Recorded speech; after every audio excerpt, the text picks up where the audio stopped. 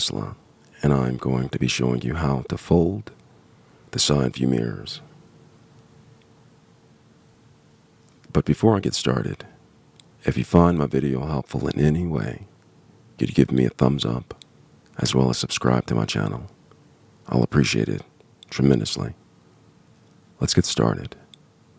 So I'm sitting in my Tesla behind the steering wheel, and in order to fold these side view mirrors, you'll have to go to the controls on the display monitor. Right here, I have the display monitor, and I have the control screen up. If this screen is not up, simply come down here and tap the Tesla icon at the bottom left corner. And when you do that, the screen comes up right here, and it says controls. Make sure that that is selected right here.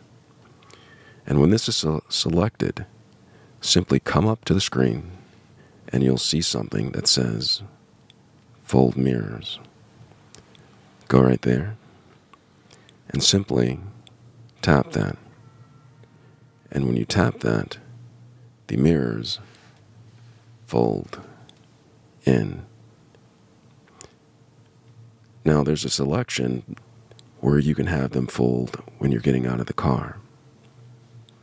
So I'm going to tap this to unfold the mirrors. And watch this.